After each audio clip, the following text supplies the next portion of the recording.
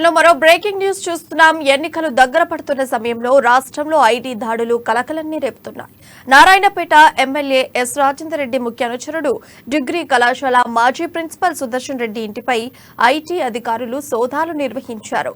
అలాగే పట్టణంలో ప్రముఖ బంగారు వ్యాపారి హరినారాయణ్ భట్టాడ్, ప్రముఖ గన్స్ పత్తి మిల్ యజమాని ఇంటిపై ఐటీ దాడులు జరుగుతున్నాయి. ఇవాళ తెల్లవారుజాము నుంచే ఐటీ అధికారులు సోదాలు జరుపుతున్నారు.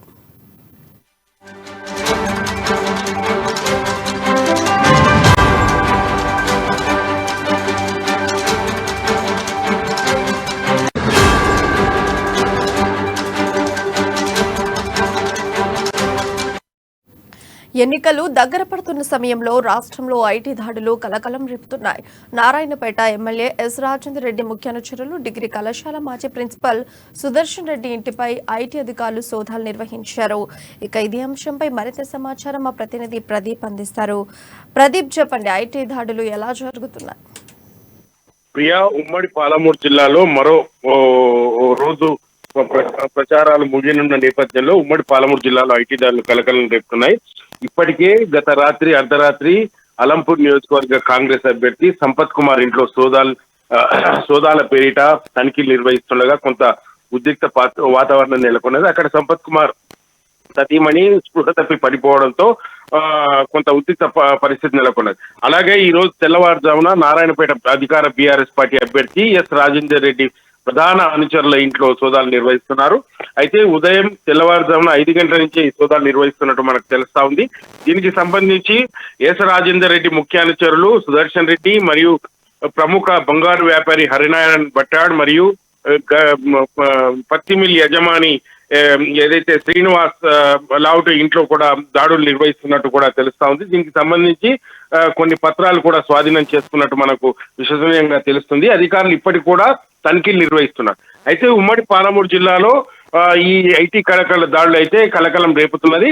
అయితే ఎన్నికలు ప్రచారం మరో రోజు ముగియనున్న నేపథ్యంలో 30 తారీఖు ఎన్నికల సందర్భంగా ఈ ఐటీ దాడులు కూడా కొంత పాలమూరు జిల్లాలో సంచలనం రేపుతుందనే చెప్పొచ్చు. అయితే ఇప్పటికే అధికారులు పూర్తి వివరాలు తెలియజేయకుండా ఎస్ రాజేందర్ రెడ్డి ముఖ్య అనుచరుల ఇంట్లో కొన్ని పత్రాలు కూడా స్వాధీనం చేసుకున్నట్టు మనకు తెలుస్తా ఉంది. అయితే మరిన్ని వివరాలు మరికొంత సమయం తర్వాత పూర్తి వివరాలు తెలిసే అవకాశం ఉందని కూడా మనకు తెలుస్తాం.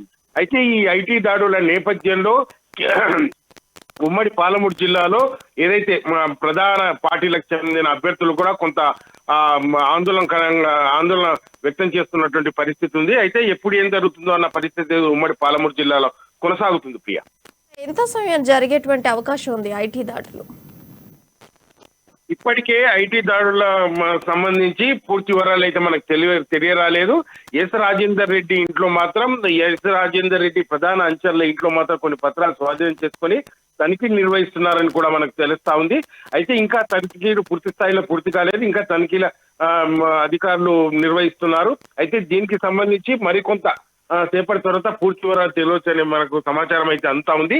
అధికారులు పూర్తి స్థాయిలో ఎవరైతే అనుమానం ఉన్న వాళ్ళ దాడులకైతే పూనుకుంటున్నారని మనం చెప్పొచ్చు. ఉమ్మడి పాలమూరు జిల్లాలో మరికొంతమంది నేతల ఇళ్లలో కూడా సోదాలు జరగవచ్చన్న అదైతే మనకు వ్యక్తం అవుతుంది. Priya, thank you Pradeep.